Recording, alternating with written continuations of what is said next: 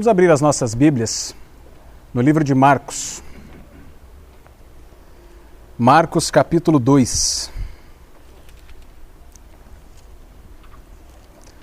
Evangelho de Marcos, capítulo 2, a partir do verso 1. Nós vamos ler os 12 primeiros versículos. Marcos 2, de 1 a 12, diz o seguinte: Dias depois entrou Jesus de novo em Cafarnaum, e logo ocorreu que ele estava em casa. Muitos afluíram para ali, tantos que nem mesmo junto à porta eles achavam lugar, e anunciava-lhes a palavra. Alguns foram ter com ele, conduzindo um paralítico, levado por 4 homens. E não podendo aproximar-se dele, por causa da multidão, descobriram o eirado no ponto correspondente ao que ele estava, e fazendo uma abertura, baixaram o leito em que jazia o doente. Vendo-lhes a fé, Jesus disse ao paralítico: Filho, os teus pecados estão perdoados. Mas alguns dos escribas estavam assentados ali e arrazoavam em seu coração: Por que fala ele desse modo? Isso é blasfêmia. Quem pode perdoar pecados, senão um, que é Deus?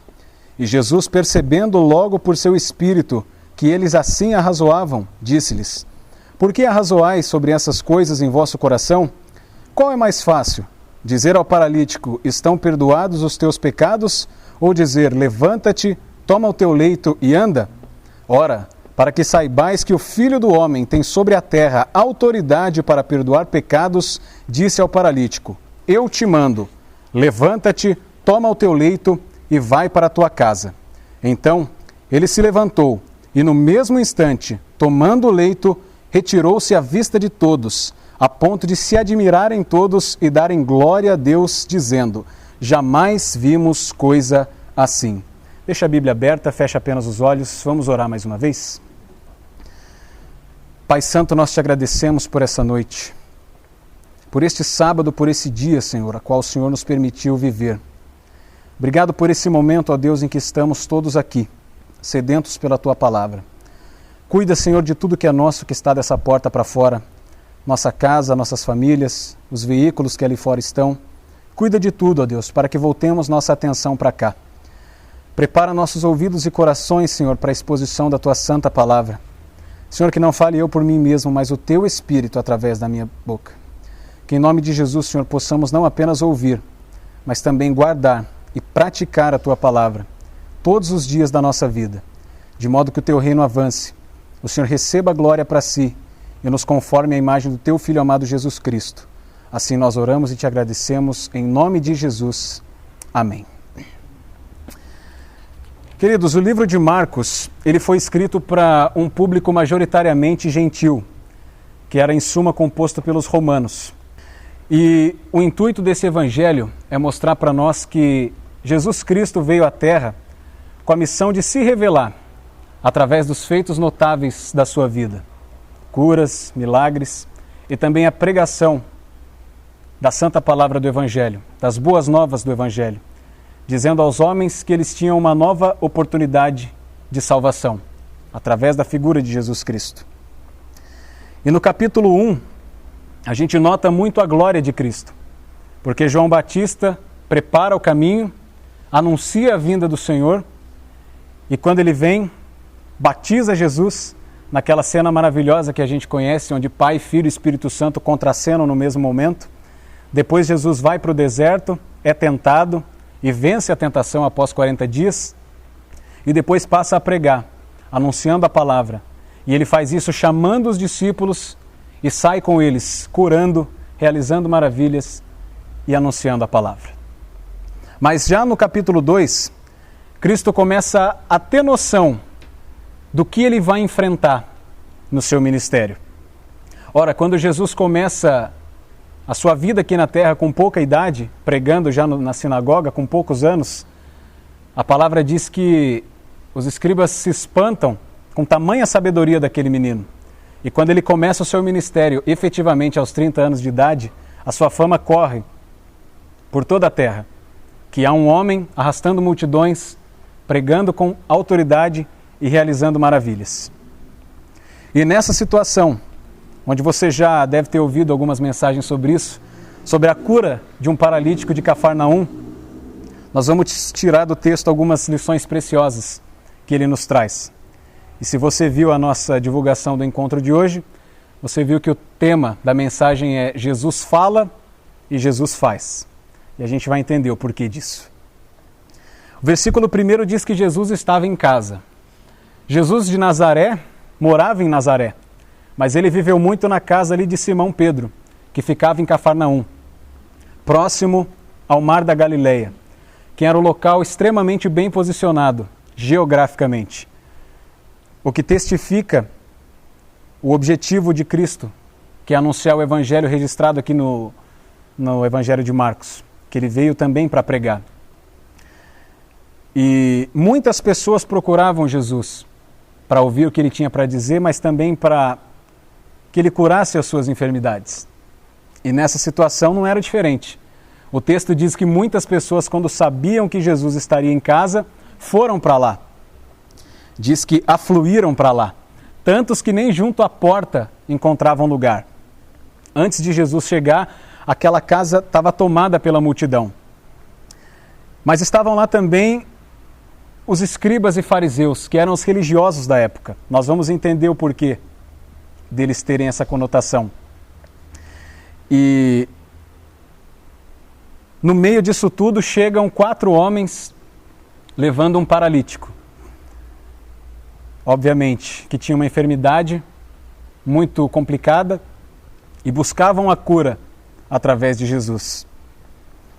E nos versículos 3 e 4 diz que esse paralítico foi levado até lá, até a presença de Jesus, mas eles não conseguiram entrar pela porta, mas subiram no telhado, eirado aqui é telhado, abriram um buraco e desceram com o paralítico até Jesus.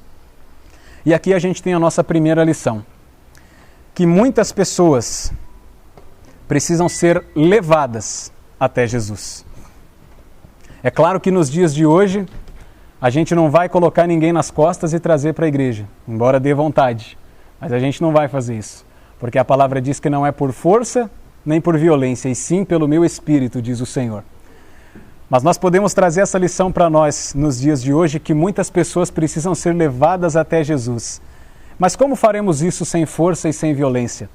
Através do que nós fazemos aqui hoje, estamos trabalhando nesse ano, que é o discipulado, o cuidado de uns para com os outros.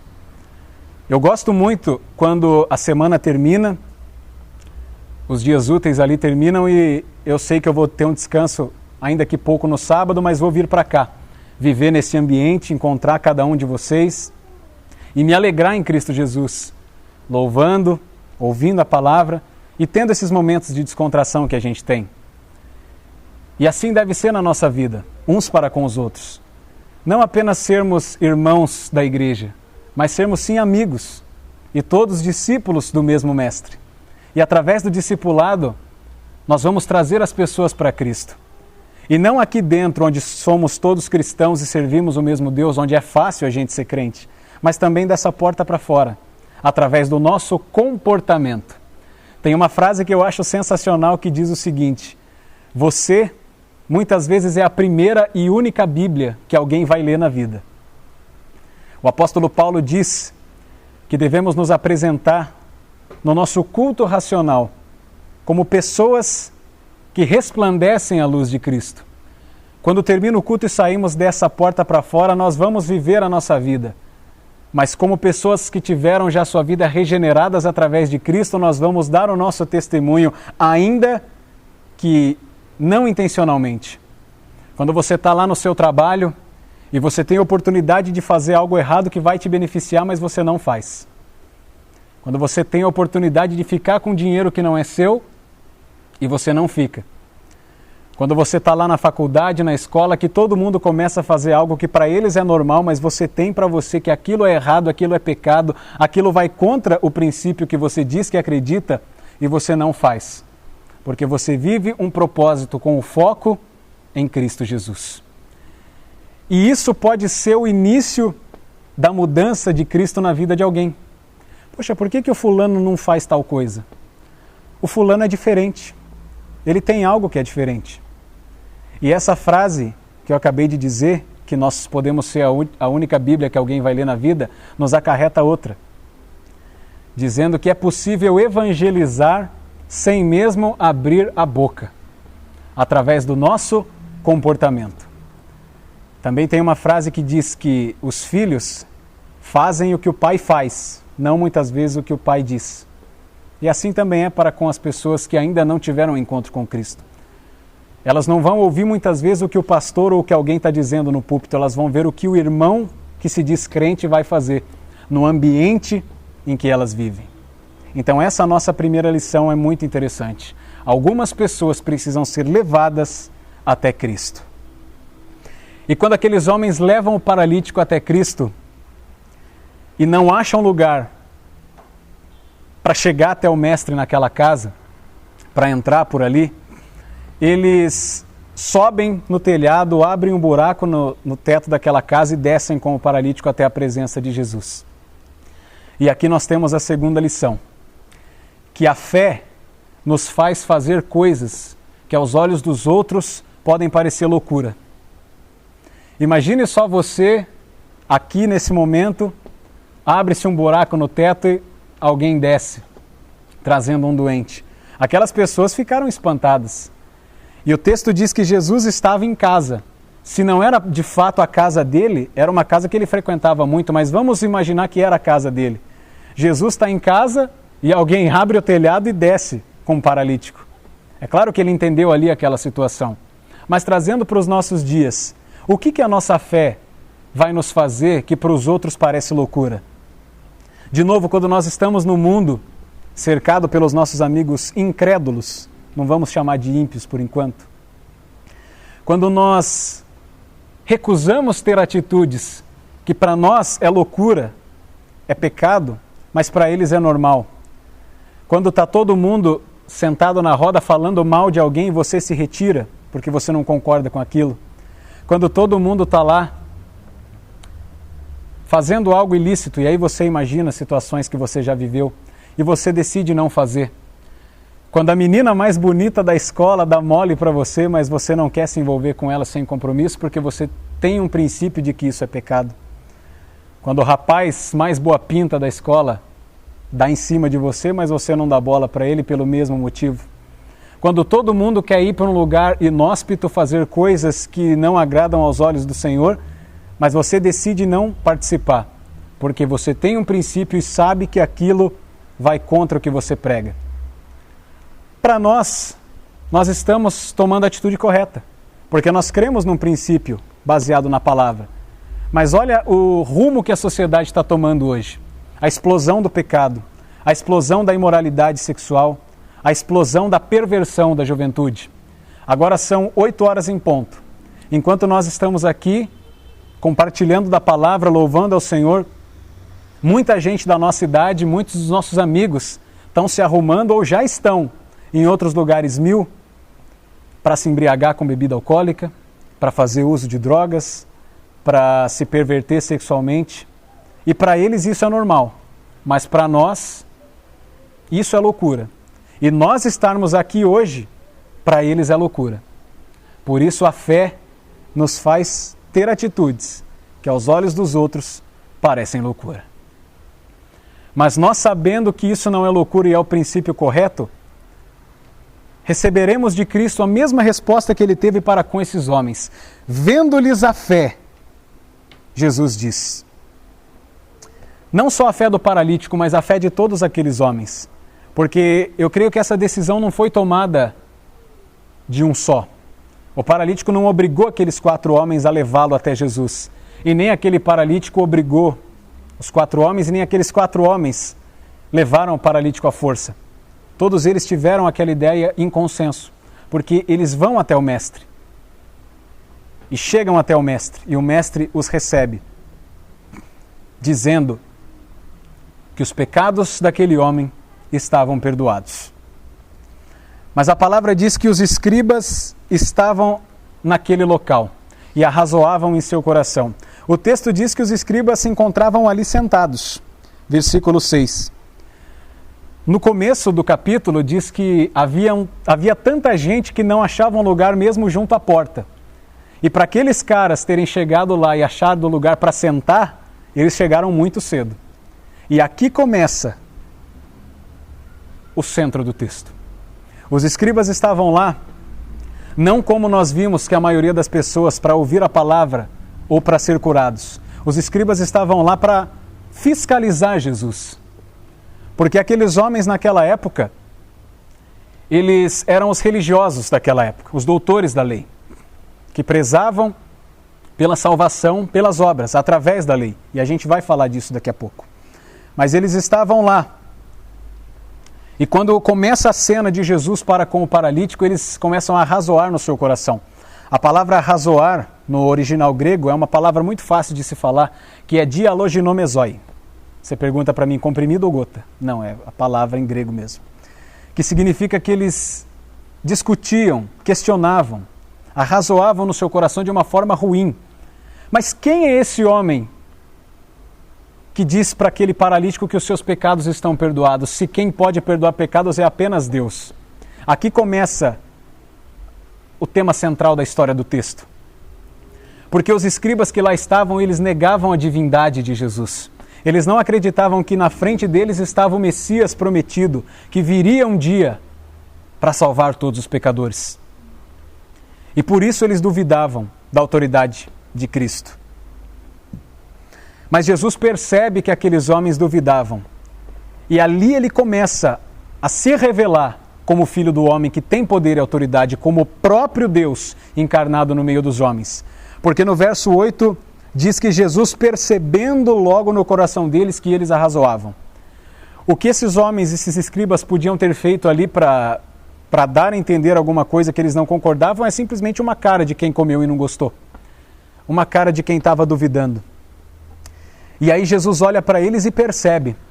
Mas Jesus percebe não pela expressão, não por alguma gesticulação que eles fizeram, mas Jesus percebe no coração daqueles escribas. Ou seja, Jesus lê os pensamentos dele. A primeira evidência, a segunda evidência, melhor dizendo, que Jesus tem a divindade, que Jesus é o próprio Deus. Porque só quem lê pensamentos é Deus.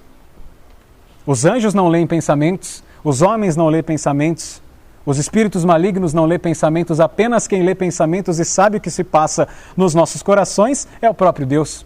E Jesus, sendo o próprio Deus, sabe que no coração deles eles arrazoavam. E então Jesus começa a fazer a obra naquele momento, que é uma coisa maravilhosa. Perceba você comigo daqui para frente a astúcia de Jesus e a forma como ele faz a obra nesses poucos versículos registrados aqui por Marcos. Jesus diz primeiro para aquele paralítico que os seus pecados estão perdoados. Talvez se Jesus apenas curasse aquele paralítico, ele não surtisse o efeito que ele queria no coração de todos que ali estavam. Ora, quando você traz um paralítico perante um homem que tem a fama que realiza curas, o que você imagina nessa situação? De que o paralítico quer ser curado da sua cura física. Quando o cego de Bartimeu clama, Jesus, filho de Davi, tem misericórdia de mim, Jesus pergunta, o que queres que eu te faça? Ora, é um cego perguntando para alguém que faz milagres, o que queres que eu te faça? Não é meio óbvio? Jesus diz para ele, eu quero ver, então Jesus diz, veja. E nessa situação, sem ninguém falar nada, Jesus olha para aqueles homens, olha para o paralítico, percebe a fé dele e diz, os seus pecados estão perdoados. Primeiro, curando a alma daquele homem, não curando o corpo. E a gente vai entender por que Jesus fez isso. Só que muitas igrejas hoje, elas vendem a cura como um produto e não como algo para a glória de Deus. Você vê por aí a quinta-feira milagrosa das curas espetaculares que atraem as pessoas tendo como algo espúrio, oferecendo um produto como se eu tenho a solução para o seu problema. Vai vir aqui o pastor que realiza milagres, coloca as mãos e as pessoas são curadas. E o que atrai as pessoas para a igreja não é a graça de Cristo, e sim um desejo pessoal. O que vai contra o que a palavra que nós acreditamos prega. Porque se você vai num lugar desse e você, porventura, recebe uma cura física, você não passa mais a ir lá. Já fui, já recebi minha cura, já não preciso mais desse lugar. E você não compreende o que é a graça salvadora de Deus. Pois então Jesus primeiro cura a alma daquele paralítico, depois o corpo. E quando Jesus faz aquilo, os escribas negam em seu coração que Jesus tem autoridade de perdoar pecados. Quando os escribas duvidam, quando os escribas negam que Jesus tem autoridade, eles estão duvidando da divindade de Cristo. Eles não estão acreditando que na frente deles está o Messias prometido, o Messias esperado. Mas quando que isso acontece hoje para nós? Quando que nós negamos a divindade de Cristo? Quando muitas vezes no nosso coração não queremos nos sujeitar à sua vontade. Nós até vamos para a igreja, nós frequentamos um templo, participamos de uma congregação, mas ainda não acreditamos genuinamente que Jesus é o Cristo, Filho do Deus vivo. Quando Jesus nos confronta e nós não acreditamos. Quando nós buscamos uma igreja, uma instituição, buscando alguém que coloque as mãos sobre nós e cure nossas enfermidades, mas não percebemos o quão desesperadora é a nossa situação perante o tribunal de Cristo e não buscamos primeiro alguém que perdoe os nossos pecados. E dessa forma, nós hoje negamos a divindade de Cristo. E quando Jesus iniciou seu ministério, ele realizava curas, sinais e maravilhas. Mas o que ele veio fazer foi a sua obra redentora. No capítulo 1 nós vimos que Jesus, depois de tudo que ele fez, ele saiu curando, mas saiu com os discípulos pregando. E qual que é a mensagem que ele anuncia? Se arrependam e creiam, porque está próximo o reino dos céus. Essa é a mensagem do Evangelho. E Jesus não queria ser visto ali como um curandeiro, como um milagroso, que cura as pessoas e dá para elas o que elas precisam naquele momento e depois nunca mais faz nada por elas. Jesus queria ser visto como o Verbo encarnado entre nós, como o verdadeiro Filho de Deus, o próprio Deus, no meio dos homens. E a gente vai entender isso daqui a pouco melhor. Jesus fala para aquele homem, os seus pecados estão perdoados. Mas a forma como Jesus se dirige a ele é uma coisa maravilhosa. Naquela época, o pecado, a enfermidade física aparente, estava muito ligada ao pecado. Se você está paralítico, é porque você cometeu um pecado muito grave ou a sua geração passada cometeu um pecado. Se é cego, como acontece numa passagem em que o cego é levado aos escribas e acusam ele de ter cometido um pecado, ou seus pais de terem cometido algum pecado, ou seja, qualquer enfermidade física aparente estava muito relacionada ao pecado. E as pessoas que tinham essas enfermidades, paralíticos, cegos, coxos, leprosos e tudo mais, eram tratados com um extremo preconceito, com uma extrema indiferença. Eram jogadas nas ruas, eram repudiadas por todas as pessoas, eram largadas por todos. Mas quando Jesus, o próprio Deus encarnado entre os homens, chega para aquele paralítico e chama ele de filho, ele simplesmente despedaça o tabu daquela época, o paradigma daquela época, de que possivelmente o pecador seria indigno. Jesus trata aquele homem com extremo carinho, chamando ele de filho. E aí sim ele diz, os seus pecados estão perdoados. E aí os fariseus se espantam. Por que eles se espantam? Porque naquela época os fariseus buscavam a justificação pela lei, como nós dissemos. E por isso que eles exigiam muito o pagamento de tributos, os sacrifícios, as penitências. Cada vez que você cometia um pecado, tinha que sacrificar ali um cordeirinho, uma ovelhinha e tudo mais. Tinha que falar com o sumo sacerdote, aquela coisa toda. Todos esses rituais, essa religiosidade da época, era aquilo pregado pelos fariseus. Então, quando um homem simplesmente fala para aquele paralítico, seus pecados estão perdoados, eles pensam, mas como assim? Ele não é capaz de cumprir a lei? Porque eles criam na salvação pelas obras. Mas deixa eu te falar uma coisa, meu irmão. A lei existe única e exclusivamente para mostrar para nós que nós não conseguimos cumpri-la. Que jamais nenhum homem consegue cumprir toda a lei. E por isso nós precisamos de um Salvador. Nós precisamos de alguém que por nós cumpra toda a lei e mais do que isso se torne o sacrifício substitutivo perfeito naquela maldita cruz e nos dê uma nova oportunidade de salvação. Quando Cristo cumpre a lei. A gente costuma muito olhar para a cruz de Cristo e ver aquele momento, aquelas horas dolorosas na cruz e ter só isso como a grande obra de Cristo, mas não. Desde o momento em que ele deixa o seu trono de glória, se torna maldito nessa corrupção que é a carne e cumpre toda a lei, aí sim ele morre na cruz, ele cumpre todo o seu ministério, toda a sua obra grandiosa. Jesus pregava contra toda a religiosidade da época, que mostrava que os escribas pregavam a salvação pelas obras e pela lei, a qual não pode ser cumprida, e evidencia que nós não podemos cumpri-la e que nós precisamos de um Salvador. Então Deus manda o seu próprio Filho para cumprir a lei e nos salvar. Por isso os escribas não entendem o que Cristo está fazendo naquela hora. E aqui a gente tem a nossa terceira lição, que primeiro é preciso crer em Cristo para depois compreender a sua palavra. A gente pode conhecer a Bíblia de capa a capa, ter uma teologia incrível, mas não crendo em Jesus, não tendo os nossos olhos abertos genuinamente pelo Pai, nós vamos fazer como os fariseus e tropeçar na própria teologia, que foi o que aconteceu com eles ali naquela hora.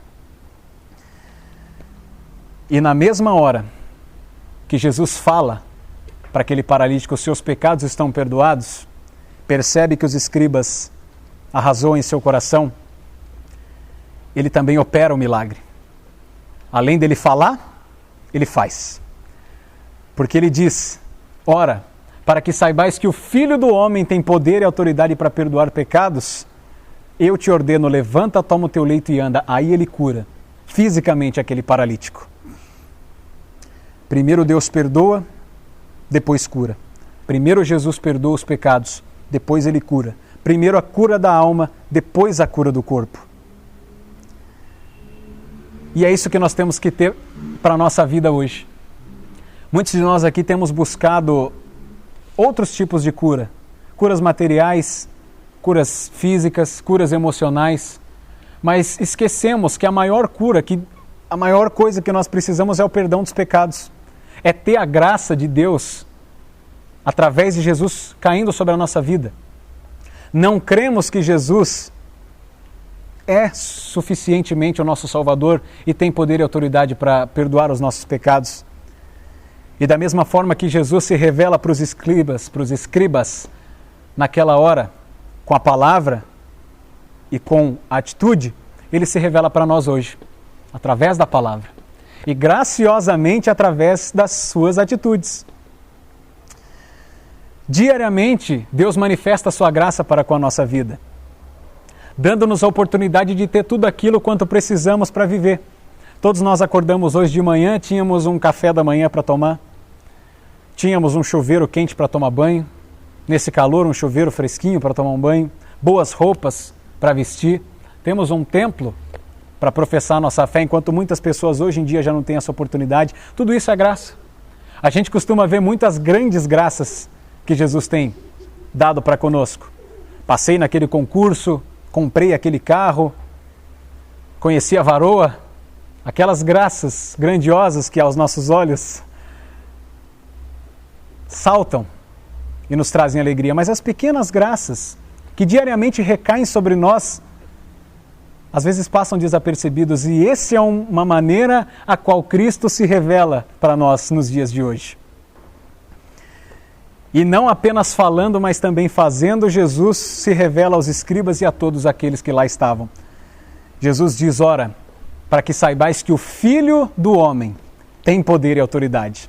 Quando Jesus se chama de Filho do Homem, ele atribui para si uma prerrogativa que toda a Bíblia atribui somente a Deus.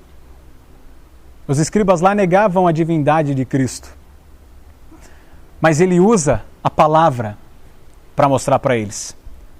Essa expressão Filho do Homem está registrada lá em Daniel capítulo 7, onde o profeta tem aquelas visões de figuras bestiais, apocalípticas, que tem poder ali para destruir o mundo. Mas de repente surge um ancião, farto de dias, e com poder e autoridade pode vencer todas aquelas bestas feras. Depois você lê lá Daniel capítulo 7. Que ao Filho do Homem foi dado todo o poder e a autoridade. mas não é aquela autoridade como de alguém que manda em um grupo de pessoas, é a autoridade do dono do mundo, do Criador, do mantenedor de todas as coisas, a autoridade daquele que pode fazer o que quiser, inclusive perdoar os pecados de alguém que não merece. Porque nós não merecemos. Através da queda de Adão à terra, e os homens se fizeram malditos. Mas graciosamente, pela autoridade de Deus dada a Cristo Jesus, Ele pode perdoar os nossos pecados e tem autoridade para isso. Por isso o Filho do Homem tem poder e autoridade para perdoar os nossos pecados. Mas o interessante é você notar aqui que nessa figura de Filho do Homem, o Filho do Homem vem à Terra como que alguém que deve ser servido, como o Rei dos Reis, como o Senhor dos Senhores, que deveria ser servido por nós todos os dias com a nossa obediência perfeita. Mas como nós vimos aqui, a gente não consegue. É impossível aos homens cumprir toda a lei. Mas então o Filho do Homem, que deveria ser servido por todos nós, graciosamente passa a nos servir, perdoando os nossos pecados e também curando as nossas almas e as nossas vidas. Aquele que estava no trono de glória, assentado sobre toda a terra, tendo o mundo todo na palma de suas mãos, se esvazia de si mesmo, de todo o poder e autoridade, e se encarna na figura de um homem. Meu irmão, só de Cristo fazer isso, já é para Ele algo assim que a gente não consegue compreender. A palavra diz: levantai, ó portas, as vossas cabeças, levantai, ó portas, entradas eternas, que entrará o Rei da Glória. E a Bíblia dá como uma figura de um general que entra no seu palácio vitorioso, trazendo todo o exército inimigo derrotado, despojado. E ele se assenta no trono com poder e grande glória. Mas para isso ele teve que se esvaziar. Só pelo fato de Deus se tornar homem é uma coisa assim maravilhosa que a gente não consegue compreender. Mas mais do que isso, Ele perdoa os nossos pecados e cura as nossas feridas. Quinta lição: o Filho do Homem deveria por nós ser servido, mas Ele graciosamente nos serve. Nós não conseguimos cumprir a lei e dar para Ele a obediência perfeita, mas Ele, sabendo disso, nos serve, perdoando os nossos pecados. Quando a gente chegar na presença de Deus naquele dia grandioso que todos nós esperamos e formos julgados segundo as nossas obras, aí sim teremos a noção do quão desesperadora é a nossa situação perante o tribunal de Cristo. Que não podemos de jeito nenhum pagar a nossa dívida perante Deus, mas o nosso advogado de defesa, aquele que pagou a nossa dívida, toma a nossa frente, tira as nossas vestes sujas e coloca as suas vestes limpas, falando para Deus: eu paguei a dívida dele, ele pode entrar no seu reino. Aleluia, louvado seja o nome do Senhor. Quando Jesus fala que Ele é o Filho do Homem, Ele diz que Ele é o próprio Deus encarnado no meio de nós. E para revelar quem Ele é naquele momento, Ele usa a palavra fazendo isso, se chamando de Filho do Homem. Mas também mostrando para aqueles escribas, dando como que um soco na cara deles, mostrando para eles que eles caíram na própria teologia, dizendo que se vocês não acreditam na palavra, eu também faço. Eu falo e eu também faço. Vocês não acreditam que eu sou o Filho do Homem, dizendo para ele que perdoados estão os seus pecados? Aqueles escribas poderiam ter falado assim: bom, falar qualquer um fala. Seus pecados estão perdoados. Da mesma forma que os escribas falavam: você cometeu um pecado, tudo bem. Traga para mim o novilho perfeito, o cordeirinho perfeito, faça um sacrifício e os seus pecados estão perdoados. Mas naquela hora eles podiam ter pensado isso. Falar qualquer um fala. Mas além de Jesus falar, Jesus também faz. E fala para aquele paralítico: para que saibais que o Filho do Homem tem poder e autoridade, levanta, toma o teu leito e anda. Jesus fez de si mesmo o assunto de toda a sua pregação. E aqui nós temos mais uma preciosa lição, queridos. Que o milagre não é um fim em si próprio, e sim um meio para levar as pessoas a compreenderem quem Jesus é e o que Ele veio para fazer. O milagre revela a graça e o poder de Deus, que tem não só para perdoar os nossos pecados, mas também para curar as nossas feridas. A ferida maior, que são os nossos pecados, a ferida da alma, mas graciosamente a ferida também física. Jesus, da mesma forma que poderia apenas curar aquele paralítico, poderia apenas perdoar os pecados dele. Levaram o cidadão na maca, seus pecados estão perdoados. Obrigado, puxa o cara de novo e vamos embora, leva ele para casa. Mas não. Graciosamente, Jesus, além de perdoar os pecados dele, dá para ele a cura que ele mais esperava. E isso Jesus faz também para conosco. Muitos de nós já fizemos aquela oração pedindo para Deus aquela cura, além da cura da alma, mas também a cura física. Só para a gente ter a noção, quem aqui já bateu o dedinho na quina de algum móvel? Eu já. Dói, não dói? Mas quem aqui também já falou que não devia para alguém que ama? Já não ofendeu aquela pessoa que ama? O marido já não falou para a esposa alguma coisa que a ofendeu e vice-versa? Já fez alguma coisa para o melhor amigo que ofendeu? E depois você ficou se remoendo, caramba, peguei pesado com ele, peguei pesado com ela, não deveria ter feito isso. E aí a gente fica se remoendo. Qual que dói mais? O físico ou o espiritual, sentimental? Primeiro Jesus cura a alma, depois ele cura o físico. Mas não só nessa passagem, mas como em toda a nossa vida, Jesus cura a nossa alma perdoando os nossos pecados e graciosamente dando-nos todas as providências que nós precisamos todos os dias. O sol que toca a todos nós, a chuva que cai sobre todos nós, o vento que nos refresca num dia de calor, a provisão que toda semana está lá na nossa despensa, o salário que cai na nossa conta todo mês para poder cumprir com a nossa obrigação de cidadão e quitar as nossas dívidas, tudo isso é graça sobre graça sobre graça. É a cura física, mas que vem depois da cura da alma. O paralítico se levanta e se retira, e todos se admiram e dão glória a Deus. A lição que a gente acabou de aprender. O milagre não é um fim em si próprio, mas sim um meio de levar as pessoas a conhecerem quem Jesus é e o que ele veio para fazer.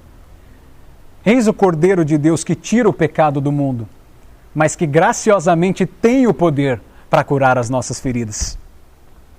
O próprio Jesus encara todos os seus milagres e os seus feitos como cumprimento de profecias messiânicas. Tudo que os profetas falaram lá atrás, ele cumpriu, mas ele cumpriu para a glória do seu Pai e para anunciar às pessoas o Evangelho, as boas novas, realizando a cura da alma. E naquele momento todos se maravilham, dizendo, nunca vimos coisa parecida, jamais vimos coisa assim. E nos dias de hoje, Jesus se revela para nós da mesma forma. Através da sua palavra, Jesus fala, Jesus deixa registrado que a nós existe uma esperança de sermos novamente religados ao Pai, que temos um Salvador, que temos um novo caminho que é verdadeiro e que nos leva à vida, que nos leva ao Pai dessa forma. Jesus é o caminho, Jesus é a mensagem central da palavra. Tudo que Jesus fez aponta para Ele e Ele aponta para Cristo. O milagre não é um fim em si próprio. Tudo que Jesus faz não é um fim em si próprio, mas sim um meio de se revelar quem Ele é e o que Ele faz nas nossas vidas. Toda a palavra aponta para Jesus. Tudo o que a Bíblia diz é a respeito dele, quem Ele fala e o que Ele faz. Queridos, nós precisamos levar as pessoas até Jesus. E faremos isso através do discipulado, através do cuidado uns para com os outros. Vamos todo dia lembrar de todos os rostinhos que a gente está vendo aqui. Todos os dias se preocuparmos uns para com os outros. Não só para conosco aqui, mas as pessoas que convivem conosco. Não responda, mas quantas pessoas sabem que você é crente nos lugares que você frequenta? Quando elas descobrem que você é crente, elas falam assim, ah, você é crente, né? Ou elas falam assim, você é crente? Eu já escutei dos dois jeitos, e é ruim escutar desse segundo. Então que nós possamos resplandecer a luz de Cristo em nossas vidas, e assim atrair as pessoas para viverem as maravilhas que nós vivemos, tendo a certeza de que Jesus se revela para nós, e que pode perdoar os nossos pecados. E que possamos ter a mesma fé que tivemos esses homens, fazendo coisas que para os outros podem parecer loucura, recusando um convite para fazer uma coisa errada, resistindo no momento em que a tentação chegar até nós, persistindo no princípio cristão que a gente tem, olha para a sociedade, olha para a política, olha para tudo. Está cada vez mais difícil ser cristão, ainda mais ser jovem cristão, com toda essa perversão que acontece. Mas que permaneçamos firmes no nosso propósito de sermos cristãos, firme nas promessas do Senhor Jesus, fazendo coisas que para os outros parecem loucura. Que possamos crer em Jesus, que Ele é o Filho do homem que tem poder e autoridade para perdoar os nossos pecados e que graciosamente pode perdoar a nossa alma, curar a nossa alma, melhor dizendo. E que Jesus possa curar sim a nossa alma, curar os nossos pecados e depois as nossas feridas. Em Mateus capítulo 6 a palavra diz: busque primeiro o reino de Deus e a sua justiça e todas essas coisas serão acrescentadas. A palavra que foi lida no começo, a nossa vida é como vapor, é como um sopro. O que são essas coisas triviais da terra comparado ao que há de vir, ao que há de ser revelado para nós? Meus irmãos, se nós tivéssemos a noção do quão desesperadora é a nossa situação perante o tribunal de Cristo, não íamos buscar outra coisa a não ser o perdão dos pecados, mas que deixemos todas as outras coisas para lá, tendo a fé que Cristo pode perdoar os nossos pecados e que essas outras coisas Ele cuida. E finalmente, que possamos olhar para Jesus e ter a certeza de quem Ele é e do que Ele veio fazer. De que o Filho do homem, que é o próprio Deus, veio sobre nós, andou conosco, cumpriu toda a lei, morreu naquela maldita cruz, perdoou os nossos pecados e nos dá uma oportunidade de sermos ligados a Cristo novamente. E que possamos reconhecer que Ele é o Cristo, Filho do Deus vivo, que tem poder e autoridade. Tudo aponta para Ele, tudo converge nele, porque dele e para Ele são todas as coisas. Glória, pois, a Ele eternamente e amém.